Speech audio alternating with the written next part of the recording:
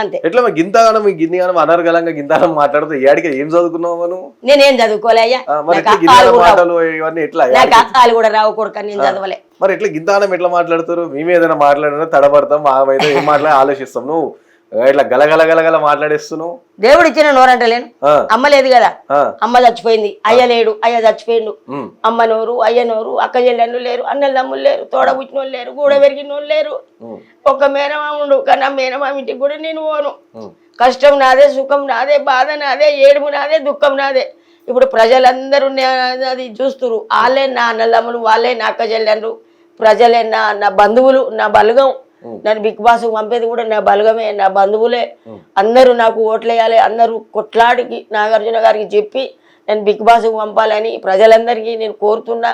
మీ ఆదరణ, మీ అభిమానం, మీ ప్రేమ నాకు కావాలి. నాకు ఏనాడు యూట్యూబ్ ఇవన్నీ నాకు తెలియదు. నేను ఇప్పుడు అది ఓపెన్ చేసి సంవత్సరం, అందరూ లక్షలు అంటారు, కానీ నాకు 30,000 మంది అయ్యారు. మీ దయ లైఫ్లు కొట్టేటోళ్ళు వాళ్ళ మనసు 30,000 అయ్యిండ్రు, చూసేటోళ్ళు 5, 6, 10, 20 లక్షలు అయ్యారు. ఆ 10, 20 లక్షల మంది నేను పోతే మీరు అందరు నాకు ఓట్లు ఎత్తారు, నన్ను గెలిపిస్తారు, మీ అందరికి మంచి పేరు ఇస్తా, మీ అందరిని నవ్విస్తా, మీకు మాట రాకుండా నేను అక్కడ కష్టపడతా. మీ అందరి దయతోటి నన్ను బిగ్ బాస్ పంపాలి. మీరు అందరు ఉన్నారు, ఆ ధైర్యం నాకుంది. మీరే నాన్నలమ్ములు, నాకు నా తోబుట్లు మీరే, అక్క చెల్లెళ్ళు మీరే. కేతమ్మ మరీ అంటుంది అనుకో. ఇదివరకు కూడా నేను బిగ్ బాస్ వచ్చిన అప్పుడు తీసుకోవాలి, ఇప్పుడు నన్ను ఖచ్చితంగా ఏం చేస్తావా? బిగ్ బాస్ అంటున్నాడు పోతే. లాస్ట్ టైం కూడా అగ్ని పరీక్ష వెళ్ళినది చెప్పినాడు ఆల్రెడీ.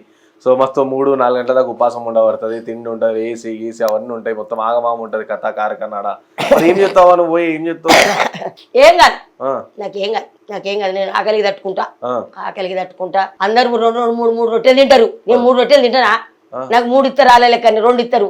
ఒకటి తింటే ఒకటి పొద్దుడికి దాచుకుంటా, పొద్దున్నే తింటా.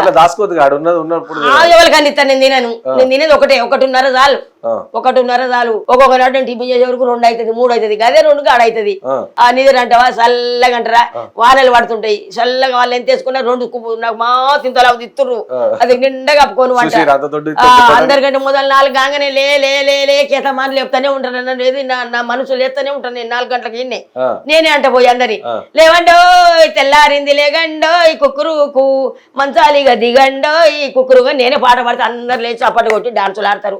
అలాంటి జోకులు చేస్తారు.